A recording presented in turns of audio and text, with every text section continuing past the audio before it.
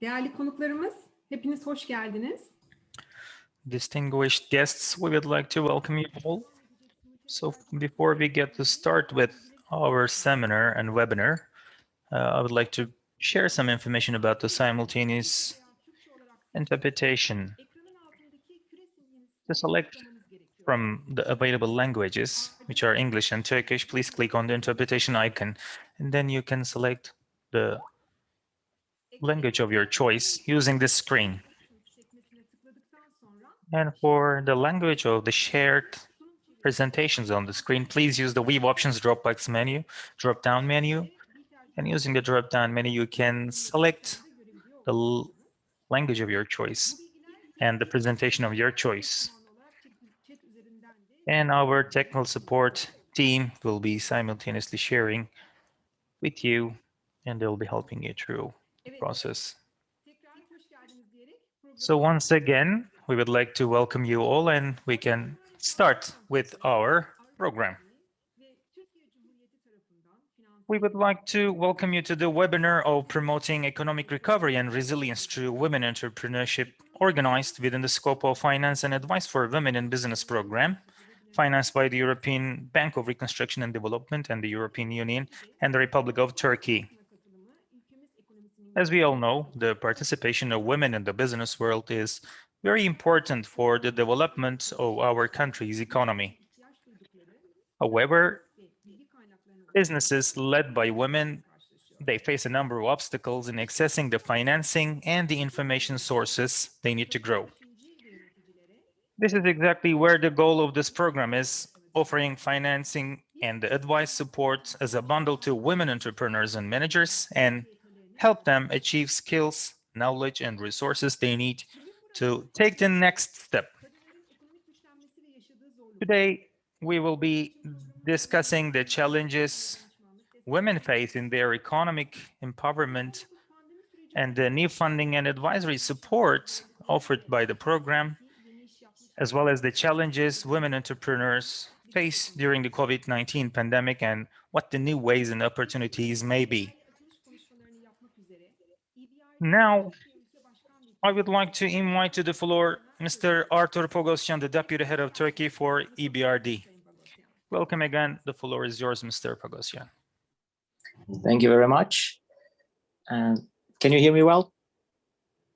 Evet.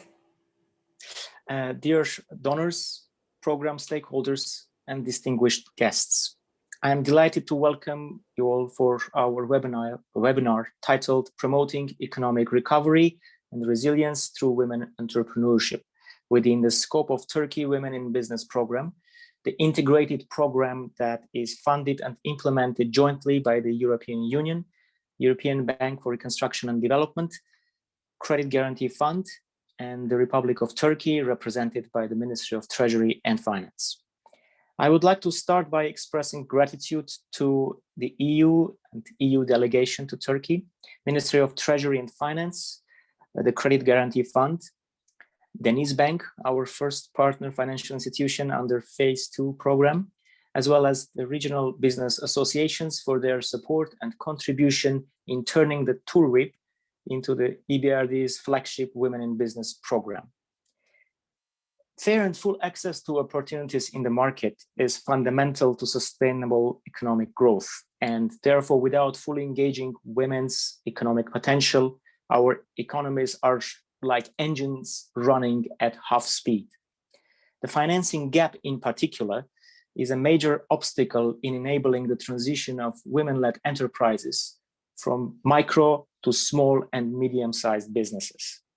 In many cases, the lack of finance and access to collateral, combined with lack of business training, business network, market information, and experience in financial planning, tend to constrain women-led SMEs to low value added and low productivity sectors on a relatively small scale, or indeed discourage women to take the steps towards developing their own business altogether.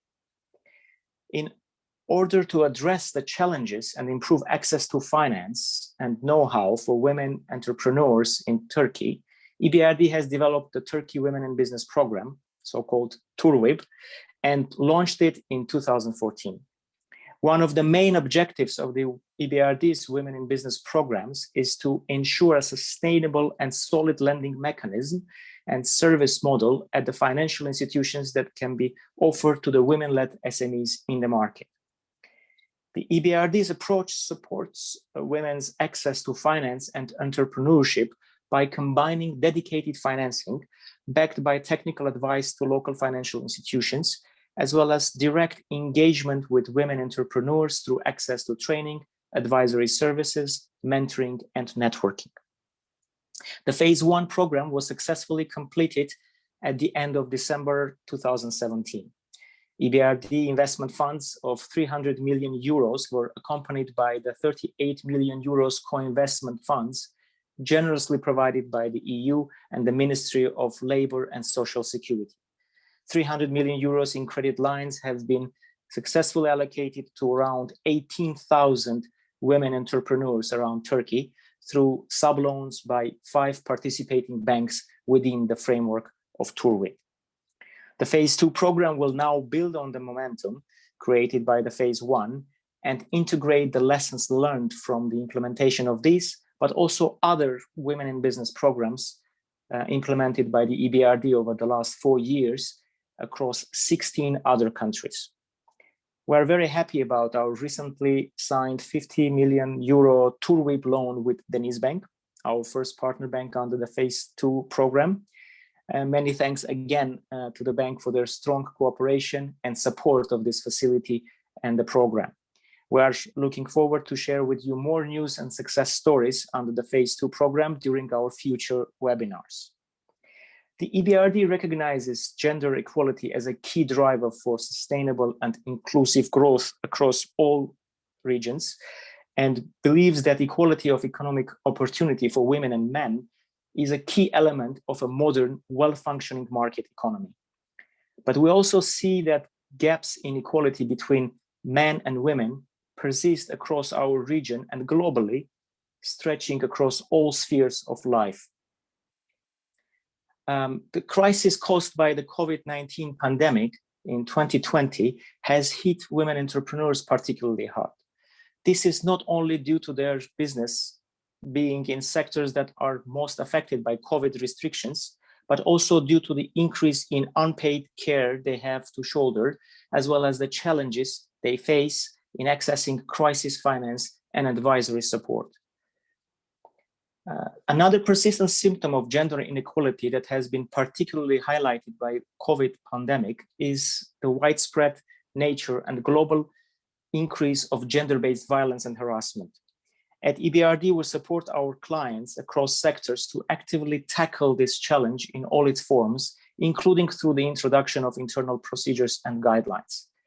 In this context, the EBRD regrets Turkey's announcement of its withdrawal from the Council of Europe Convention on Preventing and Combating Violence Against Women and Domestic Violence, which had been ratified by the government of the Republic of Turkey in 2012. Turkey's past leadership in the ratification and implementation of the Istanbul Convention by states had been a significant and crucial commitment towards women's access to equal opportunities for economic empowerment and their right to voice and agency. A continued commitment together with comprehensive action in policy, legislative, and institutional levels is critical to ensure inviolable human rights, but also equitable and inclusive private sector growth, especially as part of the COVID-19 crisis recovery. At EBRD, we firmly believe that building back better requires creating equality of opportunity for all, and we look forward to working with our partners in Turkey towards this goal. Thank you very much.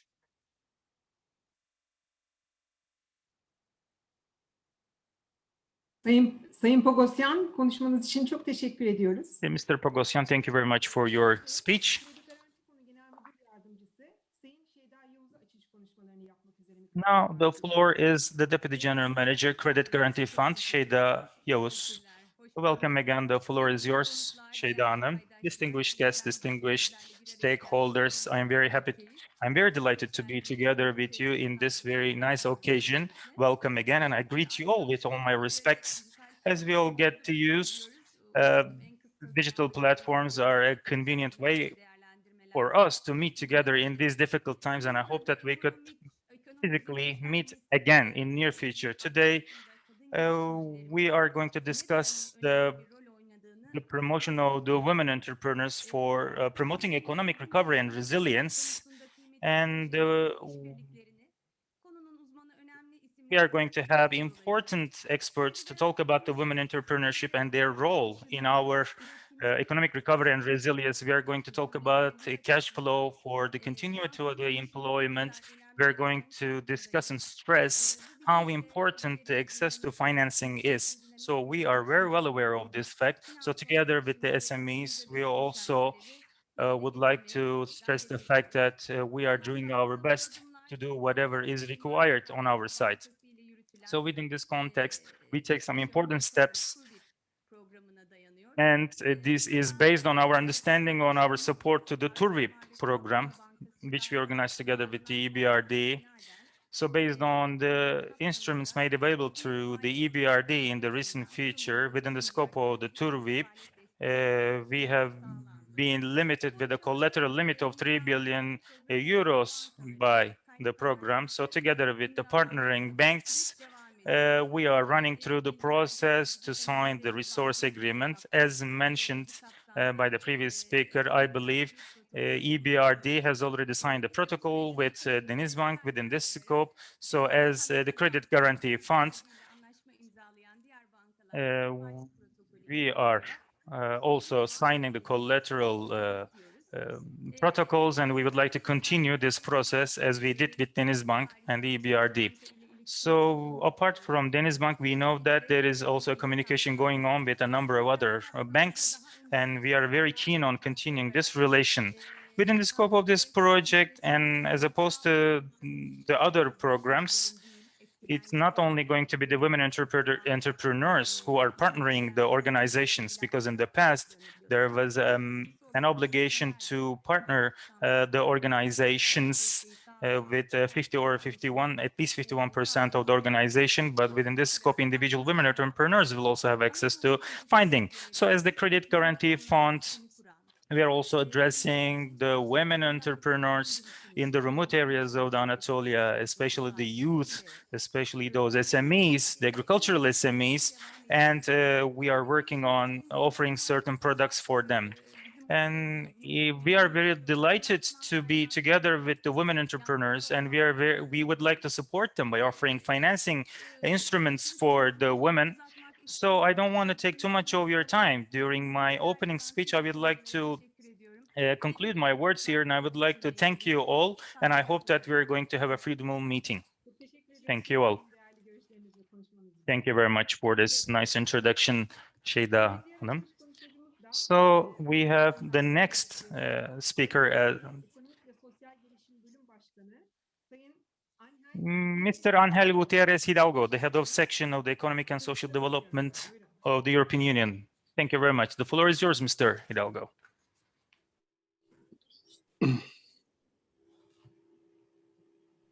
Hello, good afternoon. Can you hear me well? Yes. So good afternoon to all. I'm very pleased to be here with you, dear Deputy Director General of Foreign Economic Relations of the Ministry of Treasury and Finance, dear Deputy Director General of Turkish Credit Guarantee Fund, dear Deputy Head of EBRD Turkey Office, Arthur, dear participant, dear guest. It's for us as the European Union delegation, great pleasure to be here today with you in this webinar on promoting recovery and resilience through women entrepreneurship. This comes also in a moment where we have been living in the whole world through an unexpected great disruption. The pandemic, as we know, has had a severe economic and social impact all over the world, and business in particular struggle to survive and keep their employees.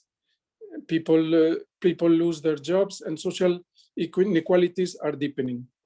And in this regard, women are often particularly affected by the hardship unleashed by the pandemic. So I think also this COVID-19 has been a stark reminder of the need that we have to more coordinated cooperation across borders, sectors, and generations. We certainly need to become more resilient for the future. And in this respect, women have an important role to play. It's also a great time in this respect to give all together a great push for gender equality in all fields of the rethinking women's role in the economy. There is also a prevailing gender gap in terms of entrepreneurship, which translates into less opportunities for women and also few women entrepreneurs all over the world. However, today we know also that women can make significant contribution to entrepreneurial activity and economic development by creating new jobs and increasing gross domestic product with positive impacts on reducing poverty and social exclusion. As the European Union, as you know, we promote and support women's economic empowerment and women entrepreneurship. At EU level, based on the needs expressed by women entrepreneurs, the Commission has encouraged networking and exchanges of good practices, as well as initiatives that help women to build confidence in their remarkable abilities. When it comes to Turkey, we have been promoting already and supporting women entrepreneurship for more than 2 decades. One of the most successful examples of this support has been this Finance and Advice for Women in Business program, which was implemented by EBRD, also in cooperation with the Turkish Employment Agency and the Turkish Ministry of Family, Labor and Social Service. The Women in Business program, the phase 1, which was launched in 2014 and successfully completed in 2017, address multidimensional obstacles in front of the growth of women-led by facilitating access to finance and business advice. Today, when we look behind all the achievements of this program, we can see the remarkable achievements by co-financing, and the European Union is very pleased to have been co-financing this very important program with a contribution of 32 million euro in form of a grant. As already mentioned also by Arthur in his opening remarks, we have also concrete results that in terms of women-led SMEs that have benefited from these sub-loans. So about 18,000 of these business have been provided as technical assistance and also loans by local partner banks totaling 275 million. During the first phase of this program, also we have been working with partner banks to establish sustainable and solid lending mechanism and also service models that target more in particular women-led SMEs needs. So thank you also to this program. More than 600 women received entrepreneurial skills development courses, and more than 200 women-led enterprises in 39 different cities were supported with advisory projects. So all these figures demonstrate that if women have access to finance, they can make a great change. Women untapped potential can easily be reversed with the correct interventions. Results and lessons learned for this first phase will be also applied in the new program that will soon shed the light on promoting women entrepreneurship in a better and more effective way. Today also, we, as I was explained by my predecessor in the speech, collateral remains a serious obstacle to access to finance among women-led SMEs. This clearly indicates the importance that we also cover first loss risk. So then I hope also therefore that the second phase of this Women in Business program will continue undertaking this important role in this area.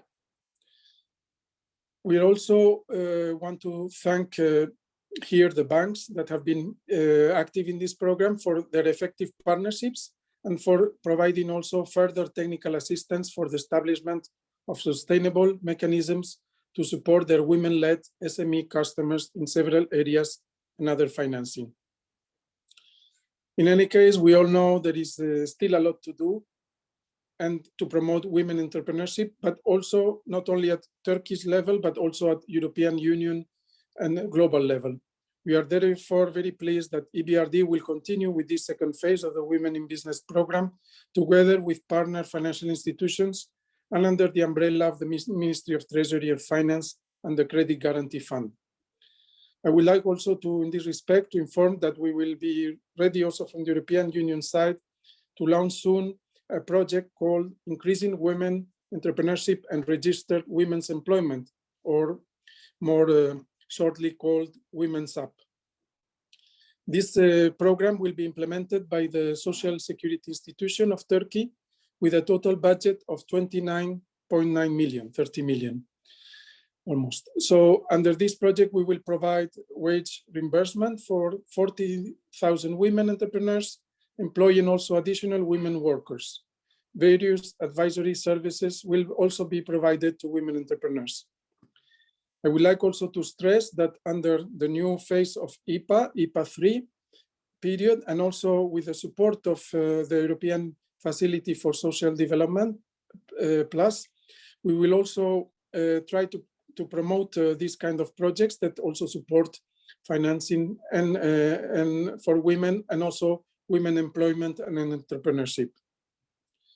So to conclude, I'm very happy that to say that we have done what we have done so far.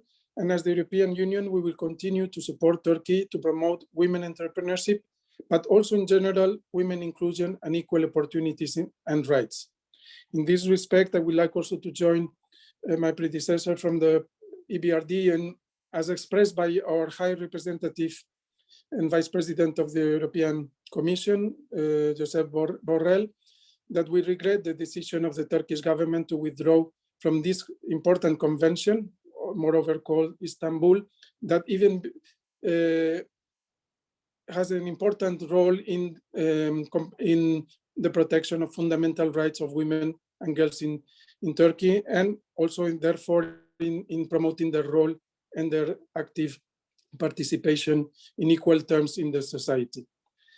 Finally, I would like again to thank EBRD and all the other partners, the Ministry of Family, Labor and Social Affairs, the Credit Guarantee Fund, and the Ministry of Treasury and Finance for all this close cooperation and all the great efforts spared in the implementation of the Women in Business program phase 1.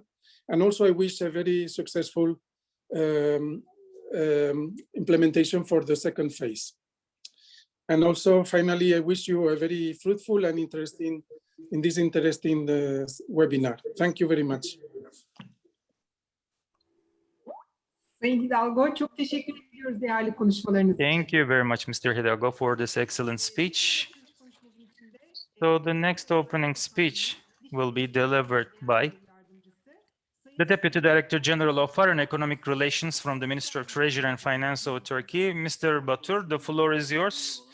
Welcome all. Hello, everyone. I would like to greet all our participants on behalf of myself and on behalf of my ministry. And I would also like to extend my special thanks to Şeyda Hanım, Arthur, Mr. Pogosyan, and Mr. Hidalgo. We wish we could have organized this meeting in a physical environment and we could have shared the same room. Sometimes words are not enough. Actually, what we actually feel is more obvious through our feelings. But even if it is on an online platform, we are very delighted to have this opportunity to come together with you. Of course, the effect of the pandemic is not only felt in the virtual environment. Last year, the global economy has shrunk more than 3%. So the number varies by organizations, and the global trade has shrunk by more than 10%. And the disturbances, as we have recorded, has been more pertinent and has had deep effects on our societies. Both for the countries and for the communities, and this is something that we have to find solutions in the medium and in the long term. Of course, our ultimate goal is, as we have stressed in the G20, to have strong, inclusive, and sustainable development. And Turkey is one of those is one of the two positive companies or countries of the last year with a growth rate of 1.8 among the G20. We have made announcement about the new reform program, and we have shared the schedule with the general public. And with the bottom-up approach, we have shared all these messages. And overall ultimate goal is, of course, to have the opportunity windows available for the women. And of course, the important question here is that what sort of roles the women will have in the post-pandemic world. Although this is not voiced more, we have the green economy, and I believe that supporting the women entrepreneurship will also have great implications on the growth of the green economy. So the women entrepreneurship and the women employment has an important role in our program. We have a national strategy, and we highlight not only the importance of the involvement of the women in the labor workforce, but also to increase the number of women entrepreneurship within this program. For instance, in the year 2007, the employment rate of the women was around 23%, and by the last year, it is more than 34%. Of course, this is not enough, but the global pandemic also offers new opportunities, such as digitalization, and integrating digitalization into our new business practices will be an important role. If you take a look at what we did from the education programs to supports, I would like to share with you some figures. Between 2014 and 2020, for instance, nearly 660,000 women have benefited from the skills courses. 44,000 women have benefited from İşkur trainings and skills trainings. More than 400,000 women has benefited from the tax incentives and supports and initiatives. And we have lots of programs running. For instance, strengthening the women entrepreneurship through cooperatives, and also supporting and providing incentives for the caregivers, and seminars provided by our ministry. And as KGF mentioned, there are also supports offered for the women and opportunities offered by the COSCAP for the women entrepreneurship. I believe this webinar will also have a great importance at this role. And back in 2009, we have been working with EBRD as a financing institution. So starting from those times, EBRD has been supporting us, and it's an important partner for us. And EBRD or World Bank or EcoBank, the investment banks, we as the Ministry of Finance and Treasury, we put some capital, and we also partner with them as shaping our policy as well. And EBRD has an important position for us. Mostly we are partnering with EBRD for our investments on the private industry. And back in 2018, we have made a new first timer with the EBRD as well. I also found myself, I identified myself as the person who was changing, swapping the form as we signed. So we all together undersigned and made a possible financing agreement more than 25 million euros.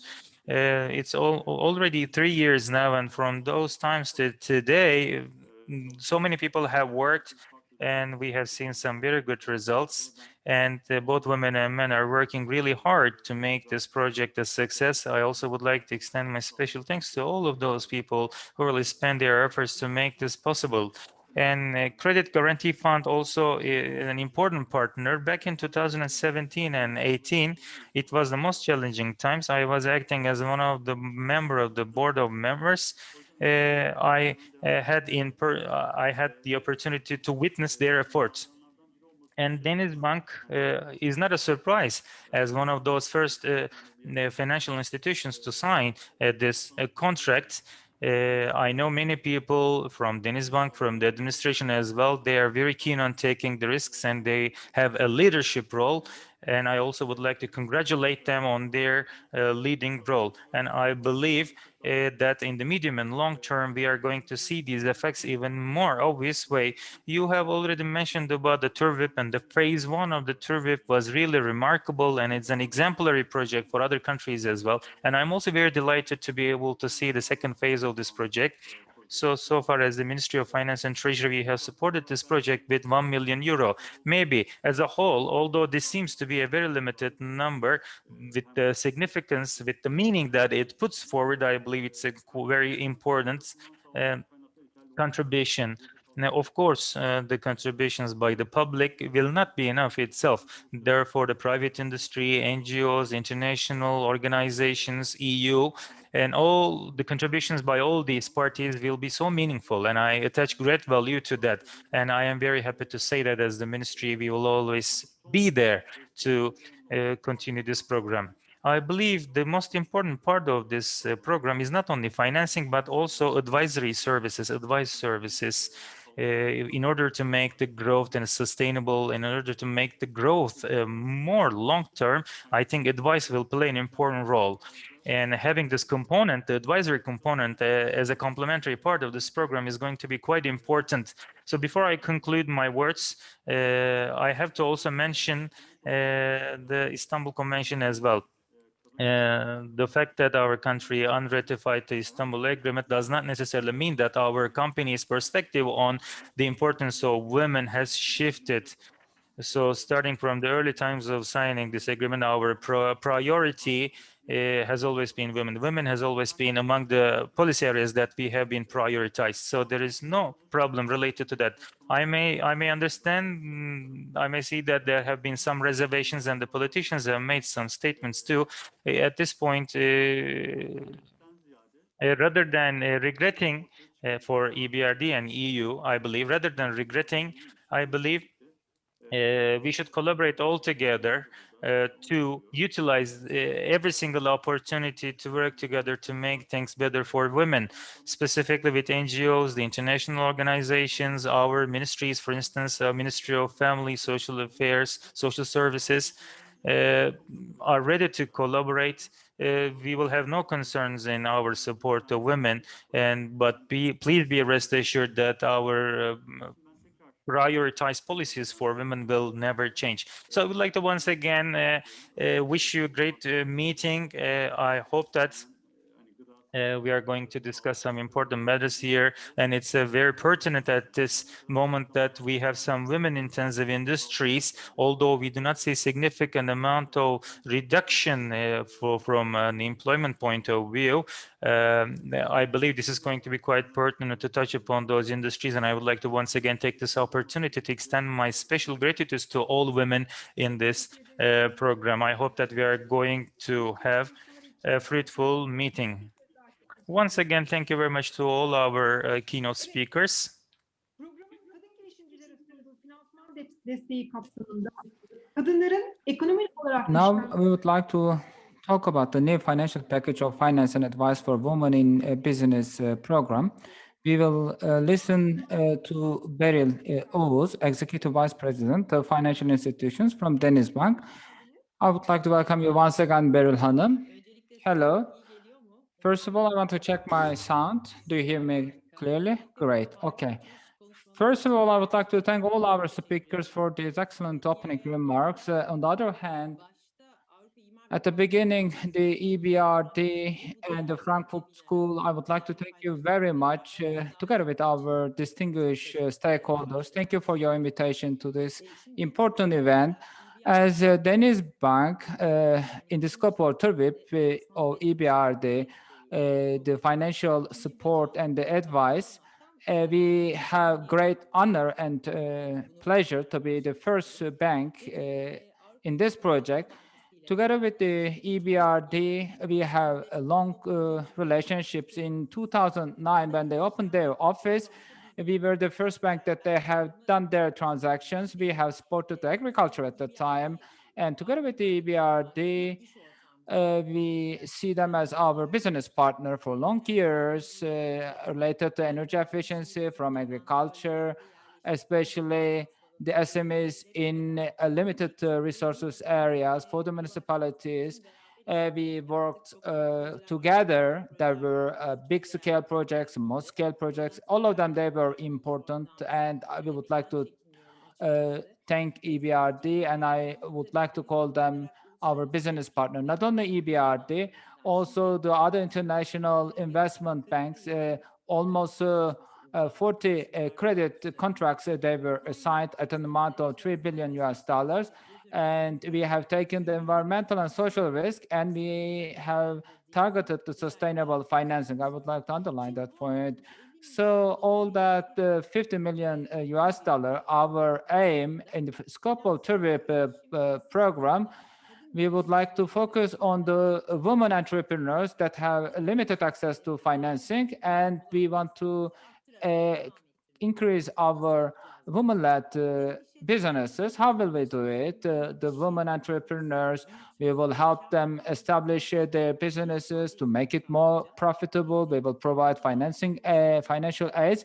As the previous speakers stated, on the other hand, the final product, the marketing of those products, we are also providing some consulting services. They are very important services, and the Frankfurt School is providing us the technical infrastructure, and as Denizbank, we aim to profit from that infrastructure at the highest level. Sustainable economic development and social growth and the inclusion of women more, we are well aware of the importance. As a bank, Mehmet Alper Bey, he mentioned, unfortunately in Turkey, the women participations in the labor market is not at a desired level, but compared to 15 years ago, we have made considerable increase up to 34%. Compared to the men's participation, that is still low. Because of the pandemic, it just made the situation worse. So now the rate went down to 32%. So the women's access to financial resources, we have a lot to do. And with this credit that we have obtained for conclusive, comprehensive, and sustainable financial aid will be continued. As Denizbank, we are present in 81 provinces of Turkey. We have more than 700 branches. We have 15 regional offices, and we have also power in the agricultural business. And we have opportunity to reach all the women-led businesses all over Turkey. And for the SME and the agricultural banking experience of Denizbank will be a big contributor to our success in this project. Of course, as a bank, we observe that women compared to men, the banking products, the number is less. One of the reasons, the women, they are not aware how they will handle their financial issues. This is the reason why the education is very important. And the women-led businesses, they should benefit from the training programs, and the banks can also provide such trainings. So it will be a win situation for the banks and for our clients. So TURVIP project provided many opportunities, and of course we will provide these opportunities to our clients. Women in agricultural business, they are very active, and Denizbank is very strong in agricultural business.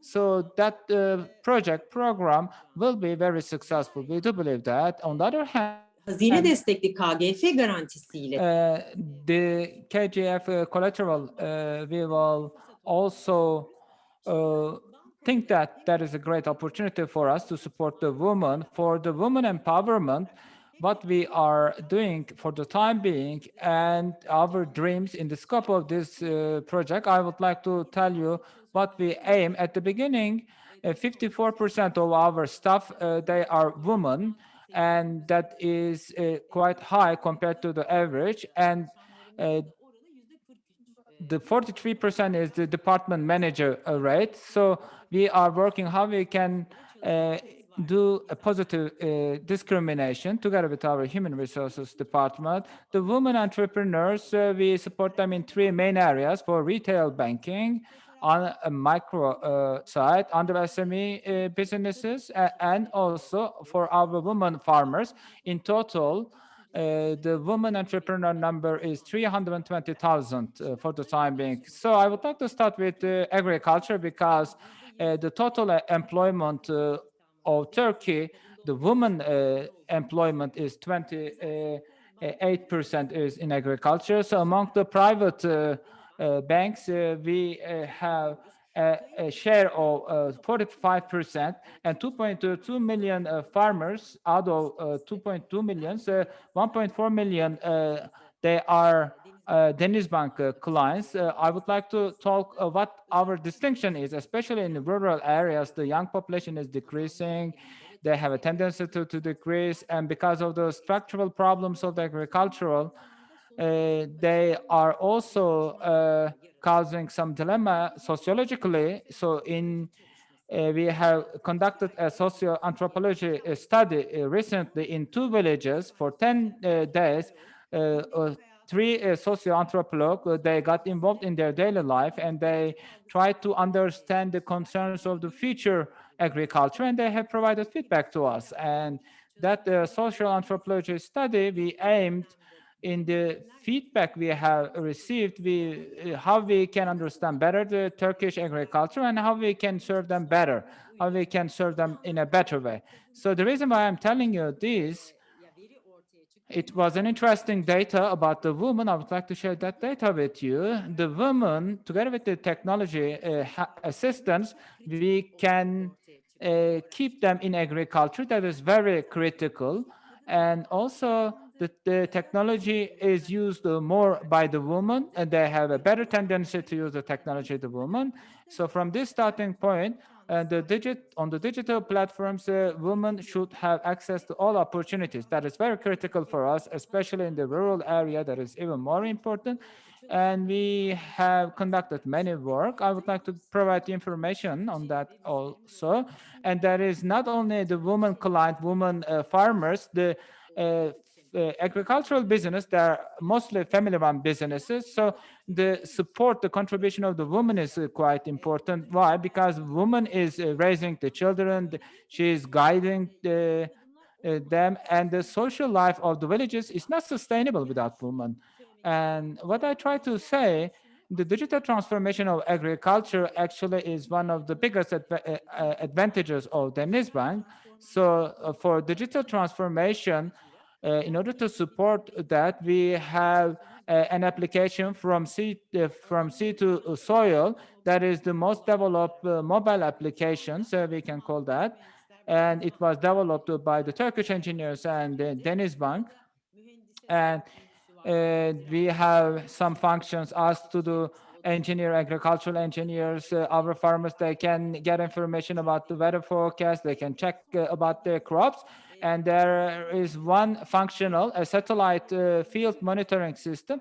They can track their satellite images and 28,000 of our users, they are women farmers at micro level for farmers as a financial innovation.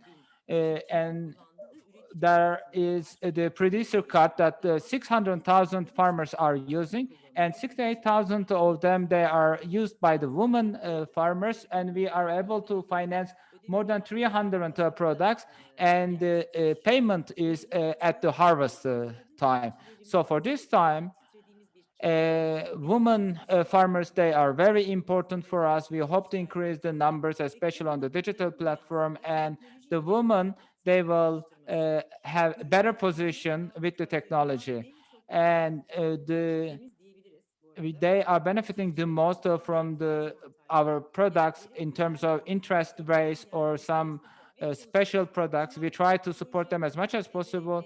I would like to talk about some projects and some loan products. For example, we have a mobile truck project in 2 regions, 27 villages. We have did health examinations by Denizbank. We are also providing the products cultivated by the woman as promotion, as gift.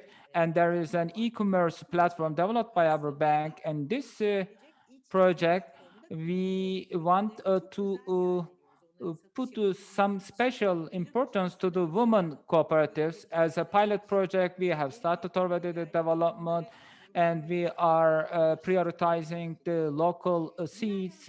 On the other hand, for the credit products and the banking products, for example, I can say it with honor, we have a family support credit specific to women. They can get the generate a monthly income, and they need to pay it at the harvest, just like a salary. They get a monthly fixed salary, and the payback is at the harvesting time. And it was present on the market since 2017. What was the logic? We want to have a fixed salary for the woman. This is why we have designed our product for self-confidence. That is very important. It enables them to have self-confidence, and actually the most of the expenses is for the family. We have 28,000 clients that have used this product so far, and the interest rate is less compared to the other products. We have some campaigns for special days. On the 8th March, for the International Women's Day, we have launched two insurance products. One of them, my farmers' health is complete. They have social security, but sometimes they want to go to private hospitals, and it covers the private hospital as well. And the other one is the individual retirement program schedule. We have made some discounts with the first installments we paid as Denizbank. And now we are focusing on the children together with the economic welfare. You know, now the individual retirement scheme will be also valid for less than 18 years old. When they want to cover their children, they will also support our women on that. So women producers, we will also provide some cash without interest programs. These are our dreams, but we have a more important dream, especially in the scope of TURVIP, for agricultural side. For women farmers, we want to support them at the beginning. Apart from the financial services, we want to provide them some consulting services. Together with a project team, we will have environmental engineers, agricultural engineers. At the beginning of their establishment of the business, we are thinking of how we can support them. And together with the EBRD and Frankfurt schools, we hope to develop it. Maybe in the second event, we will talk about the results. I want to finish the agriculture because agriculture is very wide. And now I would like to continue with the retail and SME banking very shortly. So on this side, the KGF guarantee in 2017, we have started in cooperation, and we have provided more than 35 million Turkish lira. They have used the financial packages, and in total, 14% of our micro clients, they are women entrepreneurs. Of course, we can increase the number. We have a special package for our women entrepreneurs. We have less interest rates and some decrease fees for our products. And the women entrepreneur associations make announcement of such products, and we inform our women entrepreneurs. And lastly, there is another exciting project. I would like to mention that before I conclude my speech, and we are very honored to be part of that project. One of the funding partner, the technology, women in technology, we have VTech. So we have a technological center, InTech. VTech is working a lot. Women in technology, that we pay very much attention to their activities. In the science and technology world, we want the women to discover their own potential, and we want to increase the women participation in technology. We have stated about the low rate of labor participation, 32. In technology, that is even lower, it is 10%. So our target is to increase that more in line with the VTech. And our deputy director, Dilek Duman, she is the head of the VTech training committee, and Muhammed Saz. Hakan Ateş is the CEO of our bank, and the aim is to promote women in research and development, in innovation. How we do it, I would like to mention that very briefly also. The STEM, the science, and the mathematical and the engineering departments, the graduates or women, we want to provide them some specialization trainings of the recent time. These are very advanced level of training. They enable them to get some internationally recognized certificates. And of course, our ultimate aim is to include them in the labor market, and we provide a guarantee for employment. Of course, you would understand technological developments is affecting all parts of our lives, and they have generated new jobs in different parts of the life.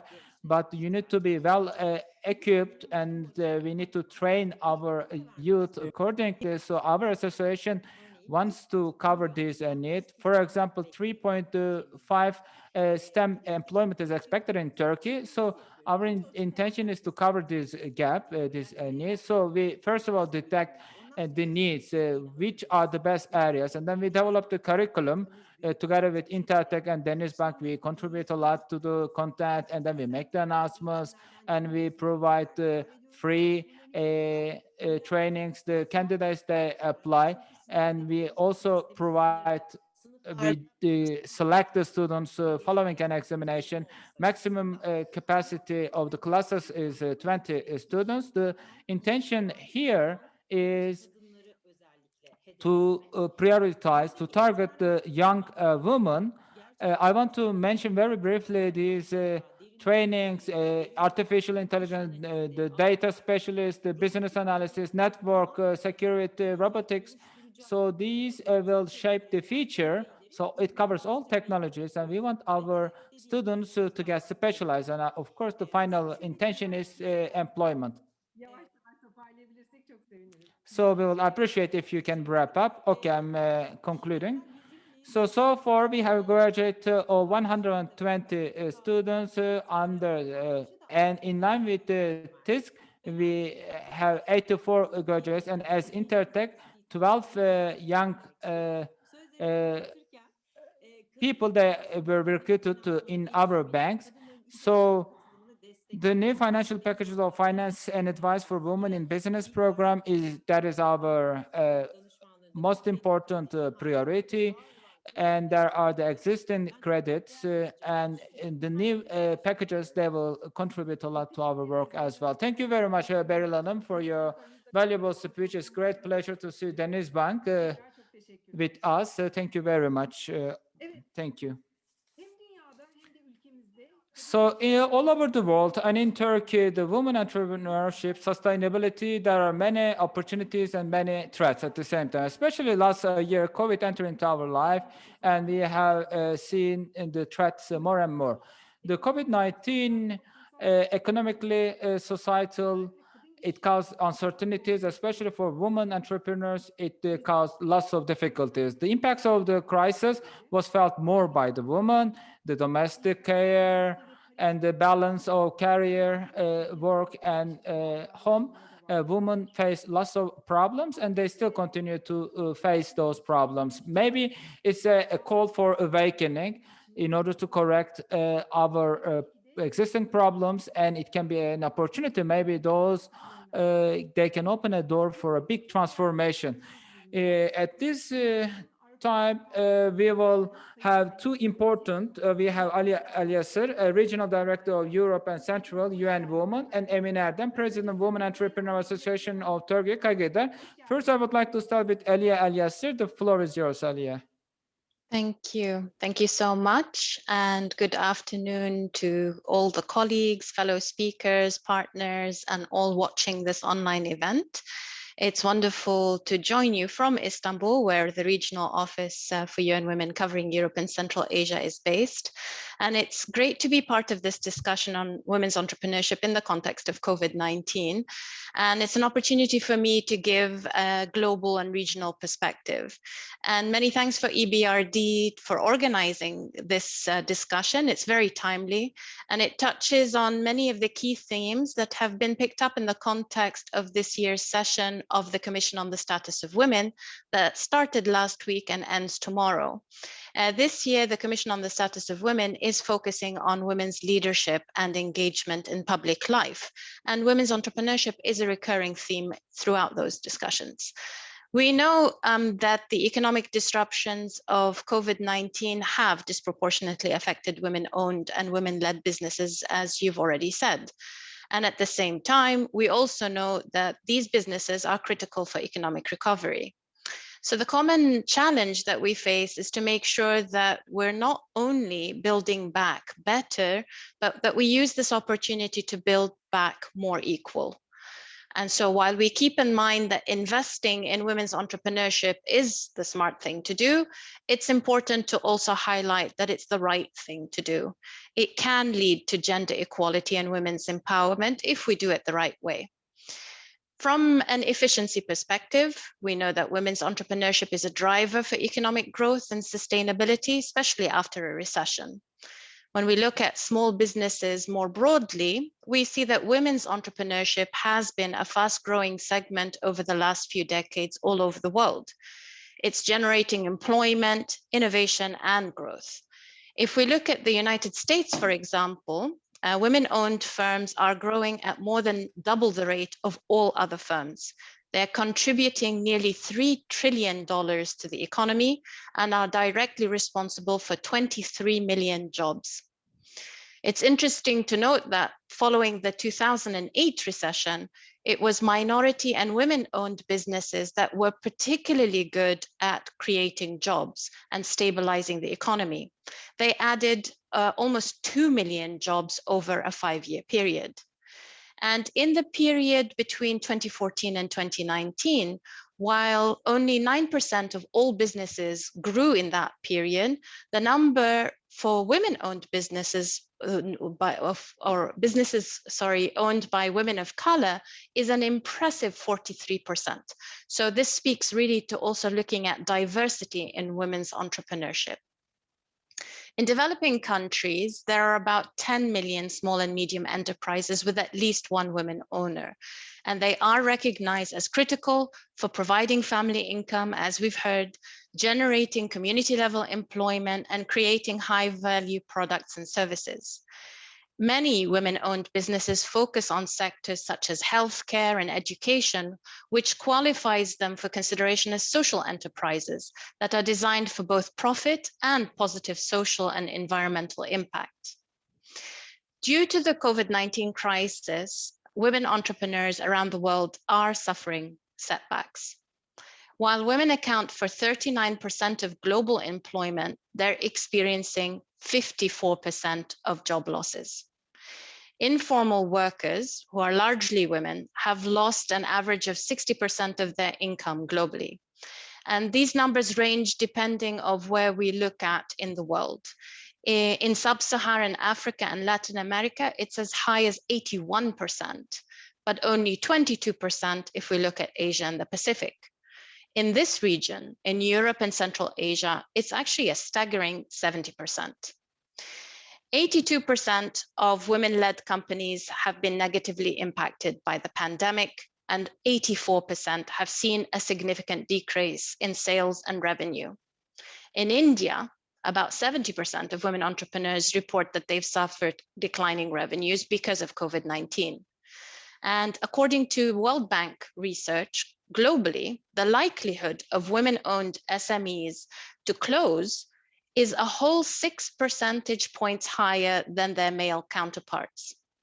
And in large part, this is because women-owned firms are concentrated, in, as we've heard earlier, in consumer-facing sectors, including tourism, hospitality, and retail trade, where the demand shock is hitting hardest. And of course, the pandemic has reinforced persistent gender gaps. what we would consider underlying conditions of inequality that have been exacerbated by COVID-19. So aside from the long-standing problem of access to finance and capital that has been discussed today and will continue to be discussed today in this session, there is also the issue of women's lack of digital literacy and skills, also touched upon earlier, and their lack of access to information and communication technology and infrastructure, which is limiting the ability of women-owned business to leverage technology during and also after the crisis.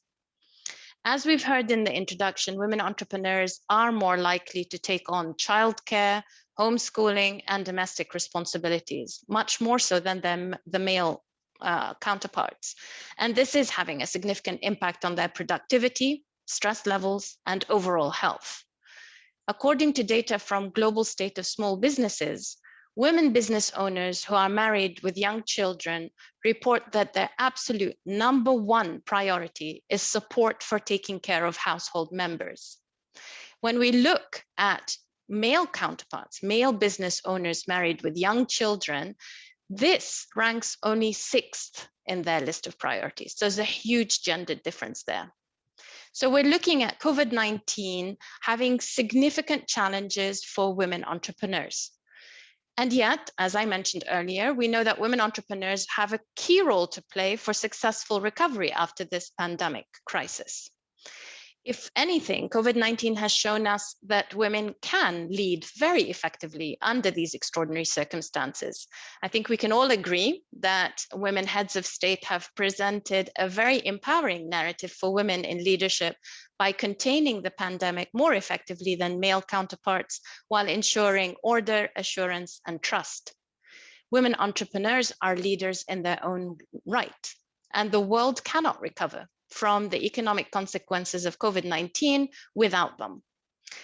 According to the 2020 MasterCard Index of Women Entrepreneurs, almost half of women entrepreneurs report being driven by the desire to contribute to the greater societal good.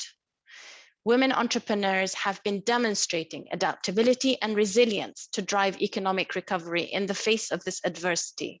They're identifying and cutting unnecessary expenses, shifting to digital business model, growing their businesses in response to demand and needs, identifying new business opportunity. The recovery period, which we can call the new normal, presents us with a once-in-a-lifetime opportunity to remove barriers, close the gender gap once and for all, and unleash the full potential of women entrepreneurship. Now, more than ever, we need unconventional and innovative collaborations between public and private institutions. We have the opportunity to listen to women entrepreneurs, address the challenges they face, unleash their potential, and enable them to drive economic recovery, to make this new normal a better and more equal normal. As we've heard, at country level, we need policy intervention. So we need public sector to respond in cases like investment in care infrastructure. In this region, Turkey was one of the first countries where we looked at the care economy and looking at investment in this area as potential for economic growth. And we would like to see that moving forward and seeing more investments in this regard. As mentioned by the EU colleague, we are partnering also to look at gender responsive budgeting and financing, looking at where investments are made to make sure that the change is driven forward in the right direction. And also, data cannot be overemphasized. We do need to make data an essential part of everything that we do so that we're making sure that we have evidence-based policy making, and also it serves as an accountability mechanism to make sure that we're reaching all groups of women entrepreneurs. A Chinese proverb that I heard yesterday says that a woman influences 3 generations. We do need to build a better and more equal future for future generations.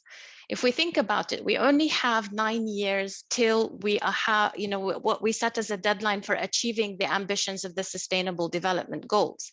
And that was a challenge before COVID-19. It becomes even more so with COVID-19. So more than ever, we need to accelerate action. And generation equality an initiative that is initiated by UN Women, is one that is hoping to do that. It's the first ever multi-stakeholder intergenerational platform to make compelling commitments and drive long-term and irreversible change in support of gender equality and women's empowerment. It will be kicking off the forum, the Generation Equality Forum, which is convened by UN Women and co-hosted by Mexico and France, will be kicking off on Monday in Mexico City and will culminate in June in Paris. And there will be a series of initiatives that will happen between Monday and the June event. Registration is still open for the Mexico Forum, and I invite you all to try and register between today and tomorrow. There will be a lot of interesting discussions. There will be, the Generation Equality Initiative is centered on 6 action coalitions and a global compact. And one action coalition that is of particular interest to our discussions today is the Action Coalition on Economic Justice and Rights, which tackles all of the issues that we've been talking about, but bringing all partners together and in this push for a once in a lifetime to make sure that we are not going to lose the gains that we've made, but also accelerate action in the right direction.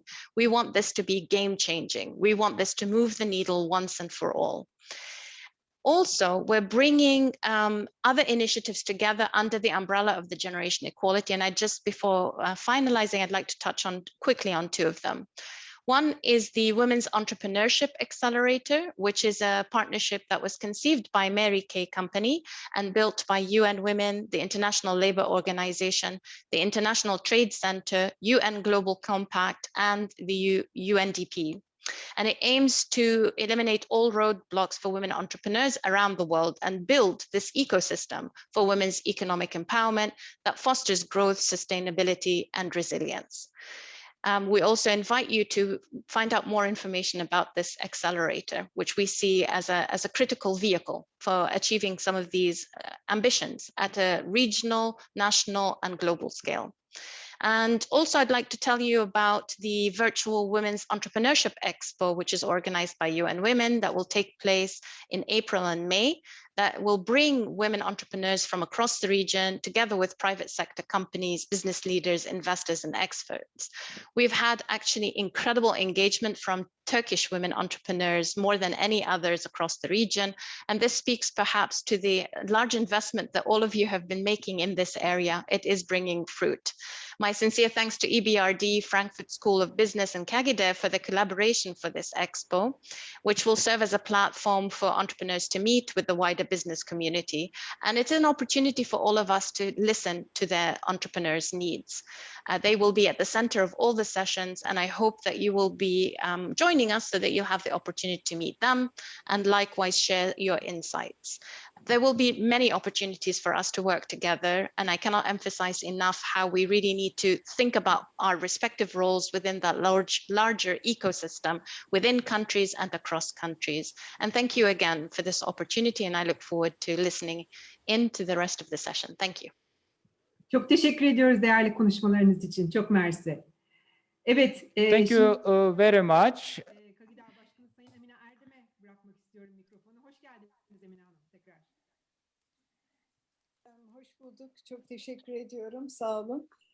So now tekrar değerli katılımcılara, değerli konuşmacılara the floor is sevgi ve saygılarımı iletiyorum. for Emine Erdem, the President Women Entrepreneurs Association of Turkey, Kagider. Asya Bölge Direktörü Sayın I also would like to thank to Aliya Eliasir, the Regional Director for Europe and Central Asia from UN Women, for her great support to women as always. Thank you. And other thanks goes to EBRD for their invitation and all the financial instruments that they make available for supporting the women entrepreneurs. I would like to extend my special thanks. So the Women Entrepreneurs Association of Turkey was established in 2002 to empower the women entrepreneurs in Turkey, and it was established by the 37 women entrepreneurs. Back in those dates, the rate of the women entrepreneurs was around 4%, and today is now more than 13%. And I believe the roles played by institutions such as the Women Entrepreneurs Association of Turkey and alike are quite important. I also would like to stress the fact that EBRD and other institutions have an important influence. Of course, this 13% is still less. This is a clear indication that we still have a long way to go. And for the women entrepreneurship, Turkey, although it is on the right track, it is still far from where it needs to be. We have a specific research indicating that specifically 45% of the male, while the 40% of the women are positive for the entrepreneurship. But unfortunately, this potential in the women is still unleashed, and we do not see the implications of this in our real life. And this also has implications on the business life. Of course, entrepreneurship is not easy. However, apart from on the top of the problems that the women entrepreneurships are facing, the kind of challenges that they're facing are also unique in their way, specifically while starting a new entrepreneurship and while maintaining them, they are facing more serious challenges than that of the male. And therefore, the women entrepreneurs here, specifically in such topics as accessing to finance, accessing to the market availabilities, they have challenges, and they are also lacking the mentor support. They also do not have efficient and enough access to the mentor models. Of course, all these problems are in the baseline is stemming from the fact that the gender inequality and the inequality, gender inequality is lying as an underpinning factor.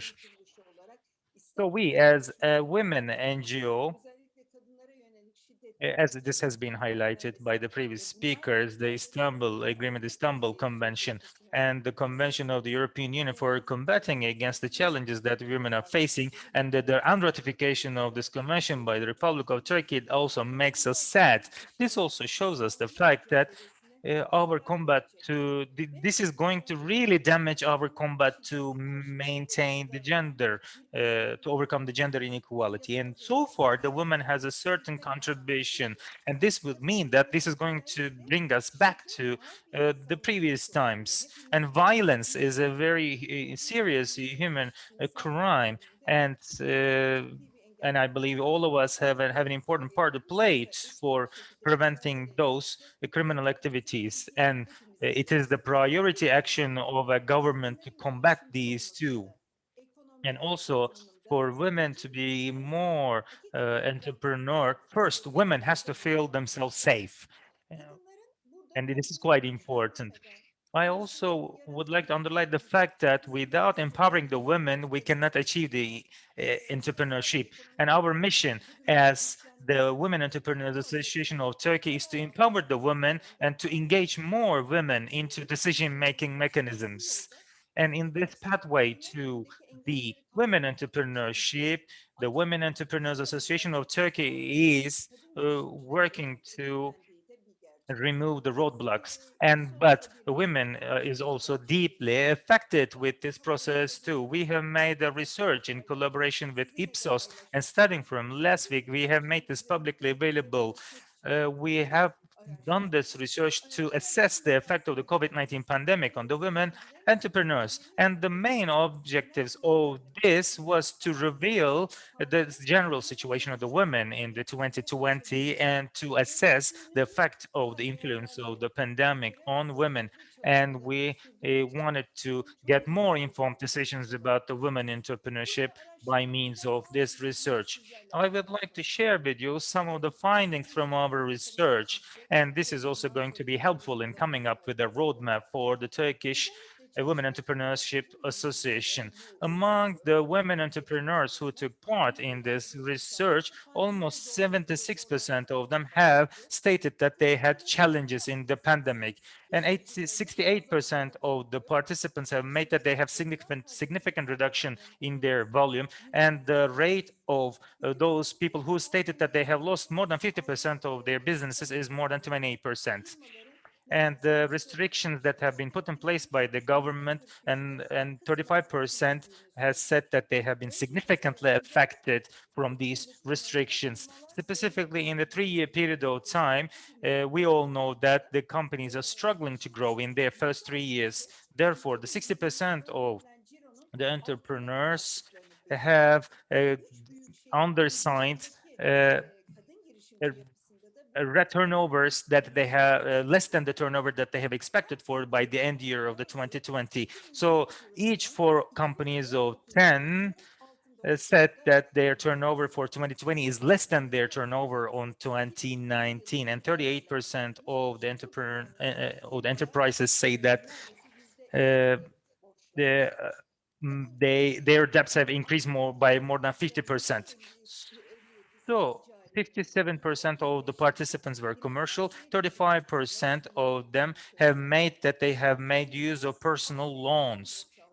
And 30% of the participants have stated that they have received loans from their families. And only 38% of those enterprises have mentioned that they were able to switch to online. And almost 50% of them have mentioned that it was for the first time that they made their services available online. So 10% only they have stated that their business volume have shrinked by the global pandemic. So this is also another important indication that how digitalization is playing an important role, and it is a dire need that we have to invest more on the digitalization. 60% of the entrepreneurs have stated that they have made use of the allowances the government made, especially for the short-term employment incentive that the government available are one of those benefits that the women entrepreneurs have benefited from. 62% of the entrepreneurs, unfortunately, believe that the support packages are not enough, and around 40% states that partially enough. So none of the women participants think that the initiatives and the mechanisms made available by the government is enough to cover their problems. I also would like to highlight another point. There was a question whether you temporarily stopped the activities of your business. We have 271 respondents, and 55% of them said yes, they stopped their business. They said that they stopped their businesses around 11 weeks, and 39% of them mentioned that they had a major loss of their turnover. And 10% of those companies who participated in this research mentioned that they were not able to come back to their businesses. And 22% of those businesses also mentioned that they are showing a certain level of resilience. Distinguished guests, of course, based on these figures and facts, the women-led enterprises have been deeply affected in the pandemic. And if we look back, we see a whole year that was spent in dire concern by the women entrepreneurs. There have been also some accompanying reasons such as sicknesses, the family members contracting the virus, and the concerns over not being able to pay their debts and loans. And from us, they had failed a significant amount of psychological pressure. And specifically for the one coming year, the number of customers, diversity of services, and other elements of the businesses also shows us that the women are optimists. This is also a clear indication that women are optimistic. They are very courageous. As long as they get the necessary support, we still have a potential of women that can really reflect this on their businesses. We as Kagidar, we also have come up with some training modules on the resilience during the pandemic times. And during our digital training panels and modules, we have made these available to the women entrepreneurs.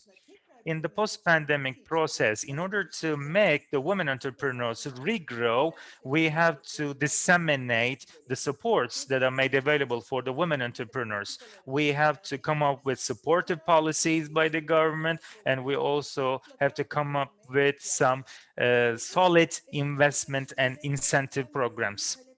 Of course, among the demands of the women entrepreneurs government I would like to share one important point. It is a long-term credit lines.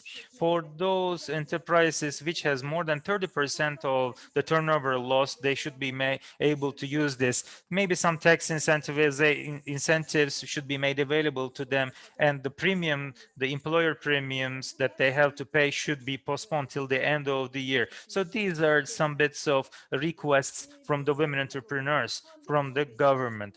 So as Kagider, I also want to share with you that we have prepared a draft decree, a law.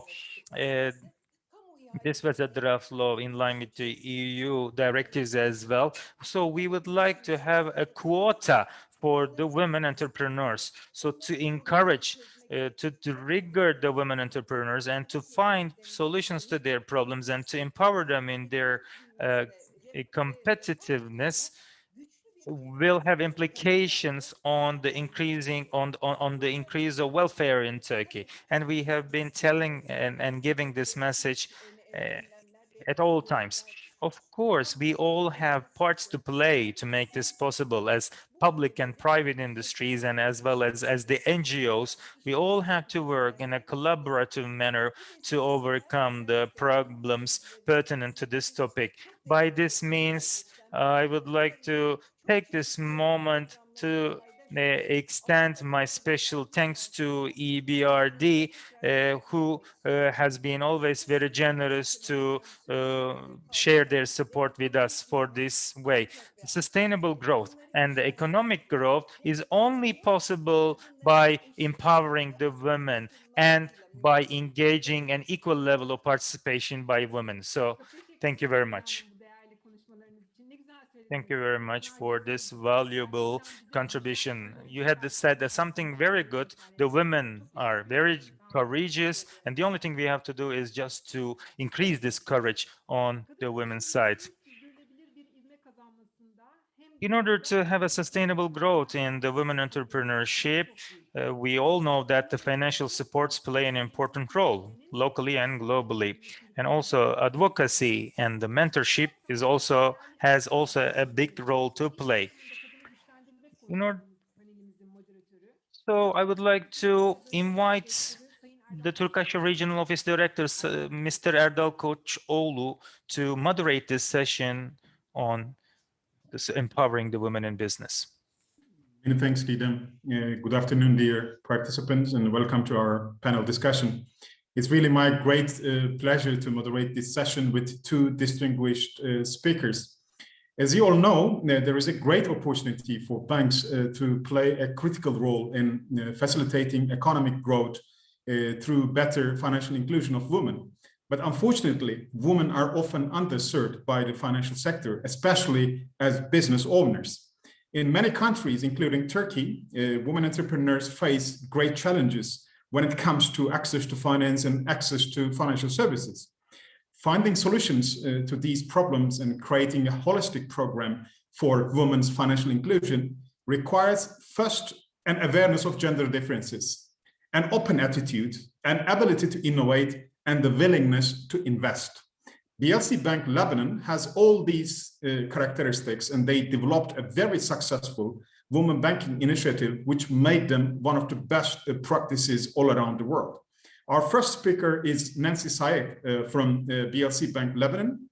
She is the head of Small and Medium Enterprises Department, and we will be exploring the details of BLC Bank's women's empowerment journey together with Nancy.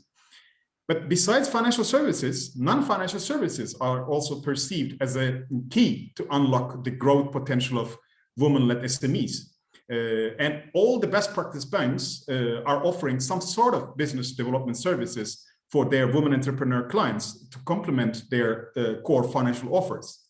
And we will be discussing the role of non-financial services with Ines Rocha from the EBRD.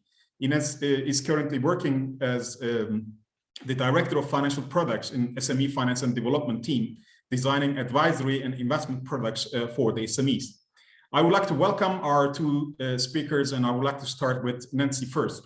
So Nancy, as I have just mentioned, BLC Bank Lebanon is considered as one of the global best practice banks in women banking. But we would like to know your motivation. Why did you focus on women entrepreneurs segment and develop a specific initiative for them at the first place? Hello everyone. Good morning and good evening. I don't know the timing of each country, ladies and gentlemen. So as you said, I'm from BLC Bank Lebanon. I'm heading the SME team, and I'm also responsible of the Women Program. And sure, I would like to introduce you our journey within the women empowerment and how we decided to focus on women empowerment market segment. What makes us different in BLC Bank, and the story behind what the key lessons that we are learning on a daily basis from this program. So first, this is one of the most beautiful places in Lebanon. Where is Lebanon? Do you think that laws and regulations in Lebanon support women? Do you think that Lebanese laws are providing equal chances and opportunities to women in Lebanon? The Arab world think that the answer is yes, but in fact, the answer is no. Lebanon ranked number 146 out of 149 countries on the Economic Gender Gap Report. Lebanon ranks the countries number 135 in the ease of doing business. Lebanon does not allow women to open an account for their minor child. Lebanon does not have a fair representation in political and social life. Employment rate is 23% among women, whereas educational level reached 87% and 57% in higher education. But in marketplace, over 36% of entrepreneurial activity in Lebanon are held by women. 33% of firms have female participation in ownership structure. So where do we stand as BLC Bank, and why did we choose to target women?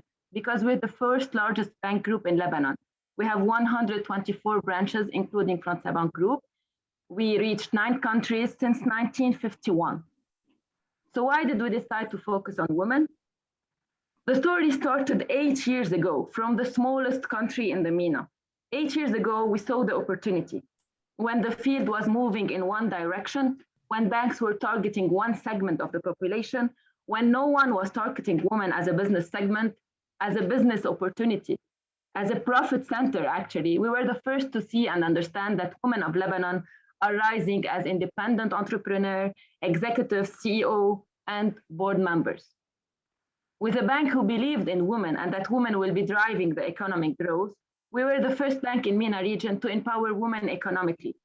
We learned from international best cases. We listened to Lebanese women and SMEs to understand their needs, behavior, and relation to banks. We decided to choose women, and we developed a full program to empower women economically and serve them equally. Why we chose women? Because within the early initial figures, we noticed that women have better ROEs and lower NPLs. So non-performing loans for women are really better. And we also noticed this during this crisis. Also, as a part of our CSR program, to lead the woman in the market, to be an independent element in the society, in addition to some reliable data, such as within the education segment, as I said earlier, 87% are literate, and 57% are in higher education. Within the marketplace, women take over 36% of entrepreneurial activity in Lebanon, and 33% are owned by women. Within their families, they showed reinvestment percentages of 90% of their revenues in their families and community versus only 40% for men. Data are from the World Bank. And regarding labor force within the workplace, women represent 52% as a world average and 26% within the MENA. That's why we chose women as a partner to work with. So in 2007, how our mission, our journey started? It started within a vision. BLC Bank decided to strategically focus on SMEs, banking product and service. In 2010, we met IFC to develop the SME strategy. We attended the Alliance Summit in Washington and got introduced to the women entrepreneurship opportunity. We saw a bigger opportunity. In 2011, we understood the market.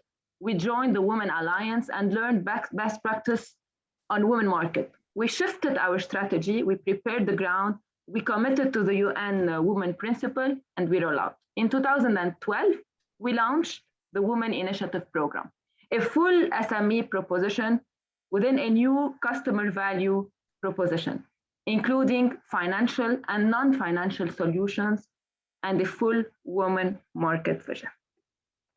Thank you, Erdal. Thank you very much, Nancy. What you have described is just fantastic. I mean, we appreciate the efforts of all the financial institutions all around the world if they're investing in women banking and, you know, women's inclusion, economic integration. But based on the statistics you have provided about Lebanon, I think this makes your efforts more meaningful as BLC Bank, because you have achieved all these things in a country like Lebanon. Could you please explain us a bit the story behind your famous and highly recognized V initiative? You are calling it like V initiative. How did you start with this initiative? And while developing and implementing this V initiative, what were the challenges you have faced and how did you handle them? As you have seen, we have the first financial institution within Turkey Women in Business program with us today, DenizBank, and maybe you can tell us some lessons learned throughout your journey. My pleasure. So we did not have information, statistics, and studies. We learned from IFC that supported us to perceive and understand the opportunity. We learned from the Global Women Alliance, now called the FIW, how other banks succeeded in their countries and turned the opportunity to a successful program. We prepared the ground, as we said. We have focused on a strategy to serve women SME versus the woman market. We had a team, we restructured our position, we created a value proposition. We had in our program built an internal capacity. And first we started with our employees. So serving our employees first is a key data. Then we segregated the data. As our colleagues said before, data is very important to have a program reach its ends, because we need always to have an appealing program to our key stakeholders. So we created an identity. We tried to create KPIs, qualitative and quantitative KPIs, in order to reach our goal. We set the definition for the woman customer. How did we set our definition? We had a known definition, particular for Lebanon. The definition is every woman who have more than 51% of ownership structure into a company is considered as a woman company. This allows us to disaggregate the data by sex. What was the methodologies used by our bank to disaggregate the data? How did we capture the data on our system? Here we faced lots of challenges, because measuring the results is the most important factor in order to have a real woman program success story. So we identified the most important KPIs to use. We developed scorecards and how we set our targets. Now we will look into more details. So as I said, the definition of a woman-owned company is more than 51% of the shareholding belonging to a woman, or if the person who is running the company, the legal entity, is a woman. So in both cases, we consider it on our system as a woman. As with all projects, it's critical to track results and quantify the opportunity of the women's market. We defined our baseline using sex disaggregated data by flagging women client in the system. For retail client, it was quite simple to disaggregate the data by women as an individual and their joint and/or accounts, in addition to the mother-child account. So BLC Bank was a pioneer in establishing the mother fiduciary account, giving mothers the power to open and operate independent account for their minor child without having to refer to the children's legal guardian as the father. For businesses, we classified them as women-led or owned business. As I said earlier, more than 51% of the shareholding belonged to women, or the person who was running the company is a woman. So in both cases, it's considered as a woman entrepreneur. How to set a clear market definition. So here is a kind of a wrap up of all what I said earlier. We have to see the opportunity, to understand the market, to set the goals, to position ourselves, to do a huge efforts on the marketing level, to quantify everything and be present in the market. And now in Lebanon, whenever we talk about women initiative, BLC Bank is really a pioneer, and our journey is quite interesting. So we started internally to change our culture and behavior. We undertook measures to promote gender equality and provide a fair working environment. So we serve our employees as women before serving the women clients of the bank. We adopted a 4 core value to promote gender equality. We started to create a cultural change within the bank and trained all our staff to eliminate unconscious bias. We had our recruitment focused on career management and presenting equal opportunities to men and women. Policies and procedures also are helping because we have a maternity and paternity leaves, particular to BLC. We also base our procurement policy on gender equality. So gender equality metrics is really important to promote women internally and externally. Sharing our more best practice with more than 104 banks and 268 attendees from around the world is quite also interesting. So the 7 All-Star Academy with the Women Empowerment FAO, more than 10 IFC roundtables and SME forums, hosting 2 international study tours here in Lebanon with BLC Bank, adopting the UN Women Empowerment Principles since 2012, participating in the Global Gap Analysis Tour on a yearly basis. We're the first financial institution in the MENA to be a member of the UNGC Leadership Group, and participating in the CEO roundtables to advance gender equality is a key strategy to be always present on the global and the internal market. So they believed they could make it for the women. This is one of our marketing campaigns, and so we did. So we're trying always to present to our women in Lebanon the best practices. We try to increase their exposure. We try to allow them to get a particular financing for their businesses if we believe and they believe in their businesses, without having every time to ask for additional securities and guarantees from a male part. We try to get them connected. We have a very interesting award, which is the Brilliant Lebanese Awards, also tackling particularly women. So as I said earlier, we have the internal and external value drivers. Women clients is a bank of choice, and women employees is also a bank of choice. So women are looking for BLC Bank to start with a career that provide gender equality to everyone. So being the bank of choice by having tailor-made product and facilitating women access to finance, starting by retail program products and large companies and focusing on SME, that consists on the core of any economy. Now, I know that my colleague Inat will more develop the non-financial services, but here again, I would say that the BLC Bank also tackle the non-financial service to introduce and spread the knowledge and know-how of the initiative and empower women by organizing on a weekly basis a business power session, by organizing events, roadshows, and consultancy, coaching, mentoring, and by creating a social network among women in business to create a chain between their businesses. Customer engagement by providing exposure and network through our Brilliant Lebanese Award, which is not only an award, it's also a whole package of connection, of opportunities with a value for the finalists worth more than $800,000. Tracking the D&I metrics helps to ensure that the bank is a supporting environment for the Women's Market Program, as we discussed in the session about diversity and inclusion. A bank that excels in diversity and inclusion metrics is more likely to be a place that genuinely pay attention to women customer needs.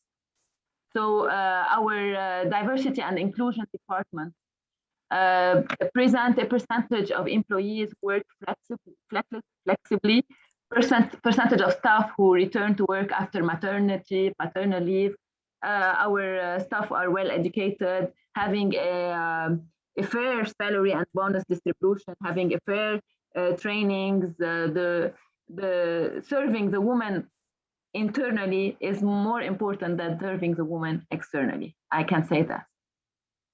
So finally, what makes us survive as a woman program initiative in Lebanon, within the BLC Bank, of course, is that it's a profitable business to serve women. Models and data and all the ratios that we're in on yearly basis we're having shows that serving women is more profitable because women are very good customers with a IRR that exceeds 30%. They contribute more than 90% of the total bank income. And I'm sharing small data from 2018. NPLs for women are better than NPL for men. And this is why serving women is a profitable business.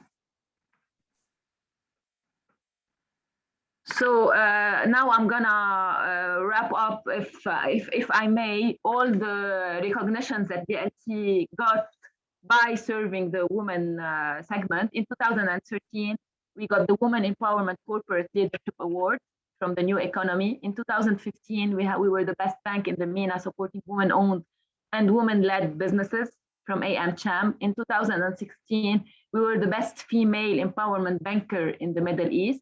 In 2016, the GBA, we had the leadership award from the GBA. In 2017, we were the Excellence for Social and Economic Development and Women Empowerment from the World Union of Arab Banks in 2017. Again, in 2017, we were the Lifetime Achievement Award from the GBA. In 2018, we won the Women's Market Champion from the GBA. And lately in 2020, we won the Data Award from the GBA, which is now the FAO. So We Initiative is a new hope, a great determination to change and to let our voices be heard. We must be heard. We are full of talents, great hearts, messy house, and cold coffee mugs. Thank you all for listening. Thank you, Erda. Thank you very much, Nancy.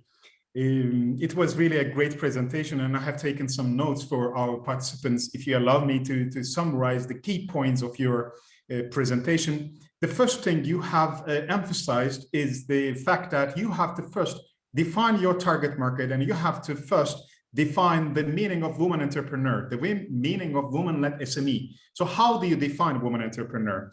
And then you have referred to the fact that, to the importance that you have to disaggregate data based on gender. And I also love the approach of BLC Bank Lebanon on gender mainstreaming, because obviously BLC Bank Lebanon is not trying to be the bank of choice, not only for women clients, but also for women employees. And then we have also listened from Nancy about the importance of measuring results and setting the KPIs for a successful women in business program.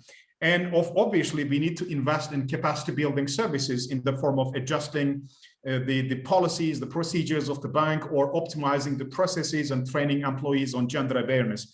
But the final remark of Nancy was really very critical. And she said that this is a profitable business. So it is not something that you are going to invest just for the purpose of corporate social responsibility. But as highlighted by Nancy, this is a pure business opportunity.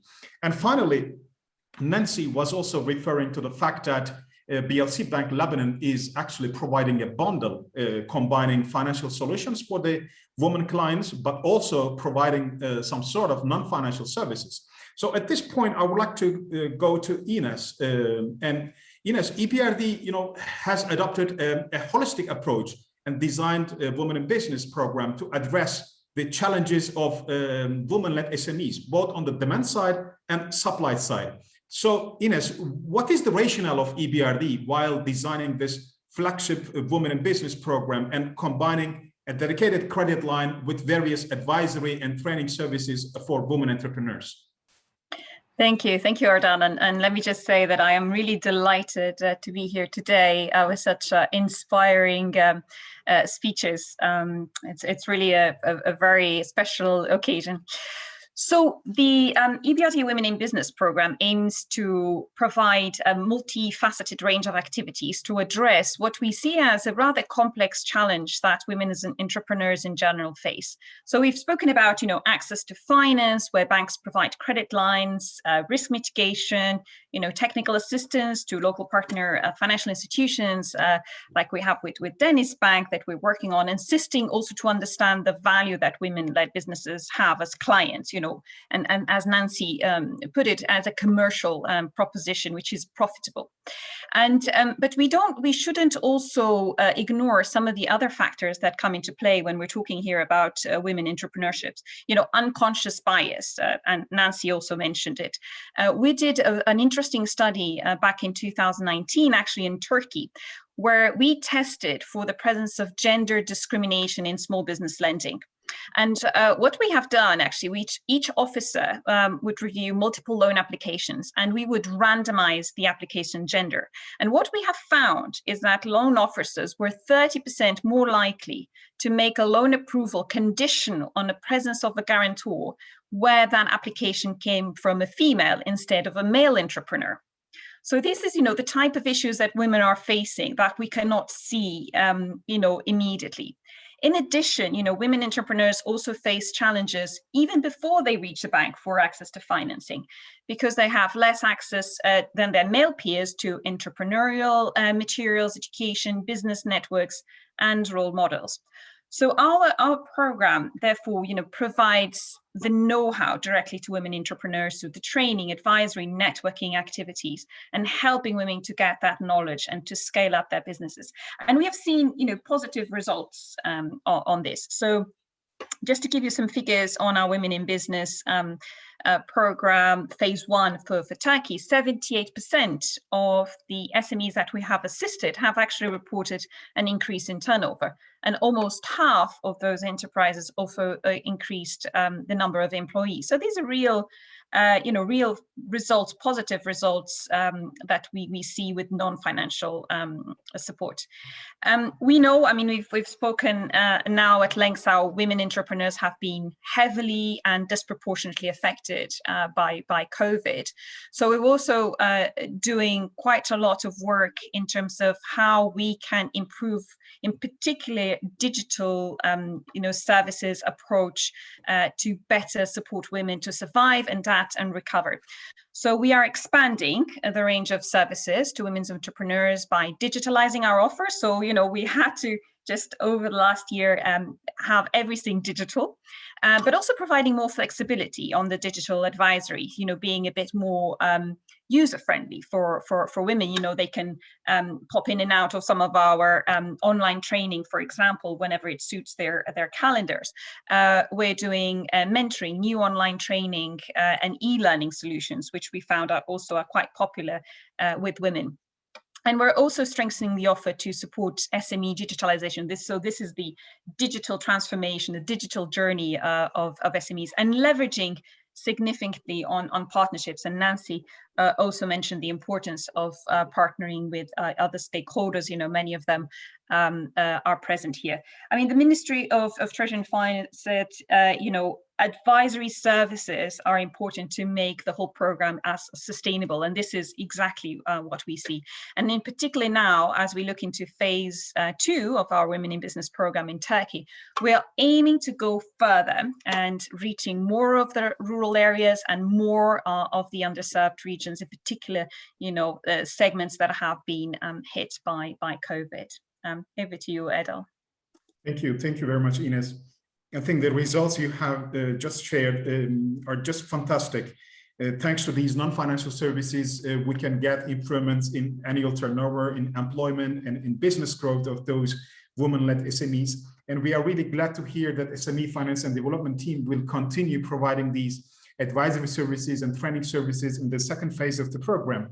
But Ines, one of the goals of this program is actually to transfer the capacity to the financial institutions, participating financial institutions, and hopefully at the end of the program, they will be offering their own non-financial services to their women clients. But at this point, the financial institutions, the biggest constraint would be the cost of providing these non-financial services. So what can you say to our financial institutions about the potential return on investment for these non-financial services, or just like, you know, bundling financial products and non-financial services together?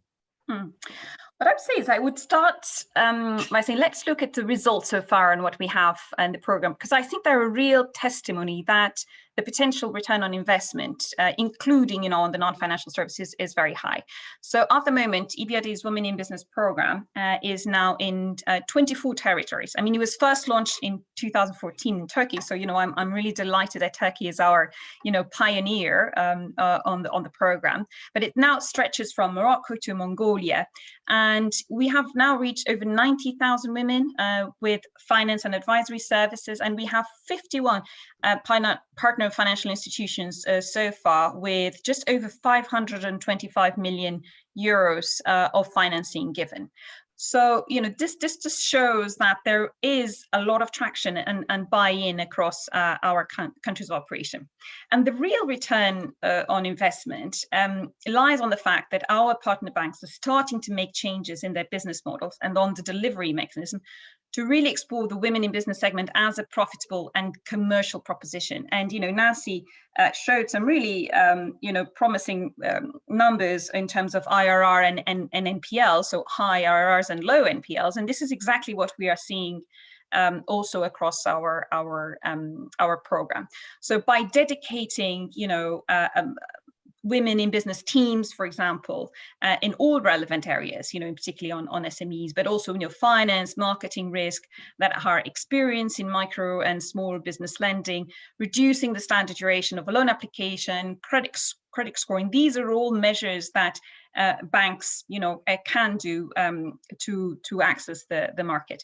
And the non-financial supports are really, really great tools for outreach activities, you know, also in the context of marketing. And the budget that our partner banks have really can create a lot of value for our women in business clients through the tailored information network, you know, skill building services, and enlarge the client base.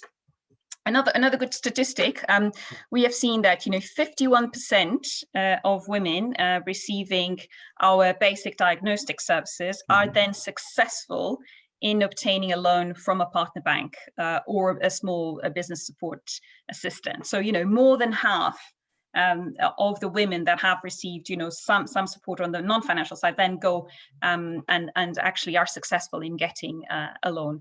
And 43% of the assisted enterprises received some form of external investment from a partner bank or other financial intermediary by 1 year after the project completion. So we know this is about also reaching out to these business segments, the new business segments.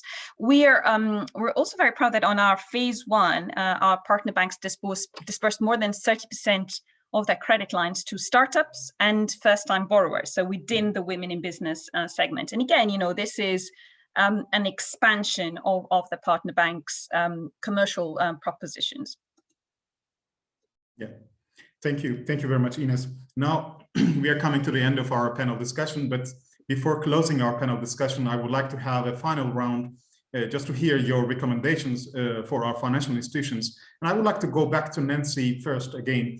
So Nancy, what will be your final remarks? What will be your recommendation to our financial institutions newly joining our Women in Business program in Turkey and will be developing, hopefully, their own WE initiative?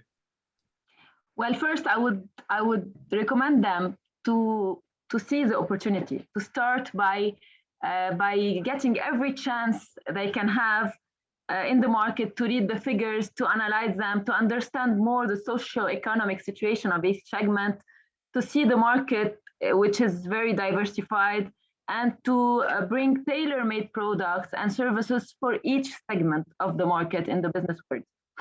I would recommend them to include studies, market and society analytics, laws and regulations to adapt with. We have to do the cultural impact internally, since we believe in the initiative, and externally to translate our mission and our vision. And I would also recommend them to partner with all the the stakeholders, the associations, the UN, the GBA, the Financial Alliance, EBRD. Sorry, I cannot name them all, but all the persons present today and representing the institutions are very important to be successful. So I would recommend them to learn more about women, to be equipped to serve them, because if we know them, we can serve them better. So because I would like to end with this: women are resilient to the crisis.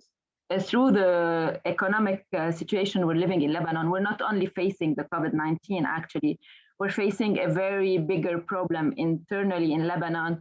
And it shows, the market shows that women are resilient to the crisis, and they are more loyal to their business. They are more loyal to their family. They invest in their societies. They have lower NPL and default rate, as I said before. They have more profitable business because they are more committed. And this is not only words that I'm saying. I have data, and I can share them with you if you want. So my recommendation would be to develop a women-focused strategy targeting women segment by following the following steps: collect data, study the data, analyze the data, create a customer value proposition, support women by non-financial service, which is very important, partner with persons and institutions that can help, create a networking platform, present mentorship, coaching and training to everyone. And good luck to everyone. Thank you for having me. I'm really glad to share our experience with you. Thank you, Ines. Thank you, Erdal. Thank you, everyone. Thank you. Thank you very much, Nancy, for sharing all those tips for BLC Bank's success with us and with the participants in our webinar. So Ines, I would like to request your final remarks as well. And let me repeat the same question. What will be your recommendation to the newcomers and the existing financial institutions within TURBIT program, and assuming that hopefully they will be also launching non-financial services for their women clients as well? Thank you. Thank you. I mean, so I would like just to share a couple of lessons and experience from, working with over 50 partner banks. So some of them actually mentioned as well by Nancy. So I think it's really important, and this is what we see with our partner banks, the tailored financial and non-financial products packages, and the service models for the different women segments. So we had partner banks designing product packages for women entrepreneurs and tailored other financial products within a bundle, be it, for example, on overdraft, leasing, payment facilities, but really to create these financial solutions that are meeting the needs of the women borrower. So this is the first, I think, recommendation. So to look into that. And then second, in looking into improved loan conditions. So very important, on the collateral requirements, taking into account, for example, that women are often less likely to own land or buildings or assets. Or, for example, enabling longer tenors. So we have seen that our partner banks have offered lending products that provide an option, for example, to suspend installment payments for up to 6 months in case of pregnancy, for example, for women, as well as reimbursement of interest for full of timely repayment. So, some flexibility there that adapts to women's need. And finally, and this is a point also mentioned by Nancy, which is really, really critical for us to measure, but also monitor the success of these programs, is to develop the capabilities of gathering gender disaggregated data. And, so looking at women-led businesses as a distinct client segmentation, but also having the criteria and having the ability to assess the performance of the program on a regular basis. And I know, this is often an area where our partner banks face challenges. One last point, and Nancy mentioned about the vision. I think it's incredibly important for the partner banks that engage on this program to have a senior management buy-in, and the senior management to really embrace that vision on the program. So we have seen that this is a key to success. And overall, EBRD will help provide a network and the know-how for the partner banks to develop the non-financial tools, but also help develop the financial product side of it. And just one final comment I would make is that at EBRD, our new strategic and capital framework sets equality of opportunity and gender equality as one of our key priorities for the 5 coming years. And we really need a critical mass of private sector partners, such as Dennis Bank here today, and which are ready and able to tackle inequalities. So thank you for that. Thank you. Thank you very much, Ines. Dear participants, this is the end of our panel discussion. In our panel, we try to introduce you one of the best practice banks in women banking and learn from their experiences, challenges, and achievements. Nancy Sayeh was so kind to provide all these details about BLC Bank Lebanon. Thank you very much, Nancy, for your time and sharing all these valuable information with us. My pleasure. We also had a close look on the non-financial services side and how to bundle them with the financial products for the benefit of women-led SMEs. Ines Rocha from the EBRD was so kind to participate in our panel and share her opinions. Thank you very much, Ines, for your participation. My pleasure. Let's hope that the second phase of Turkey Women in Business program will be producing new best practice banks on women's financial inclusion and economic empowerment. Many thanks to all of you for your time and for your listening. Didem, the floor is yours for final remarks and closing.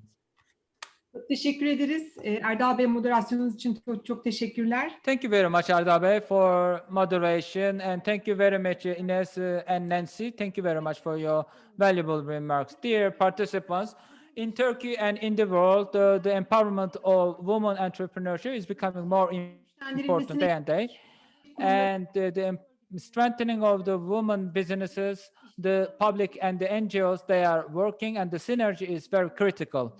And of course, there are the international donor programs. Their success is also very important. As you know, the working woman is producer, and whoever the producer is strong. So I would like to thank all our speakers and participants for your valuable time. It was great pleasure for us to see you with us. Thank you very much, and I wish you good evening.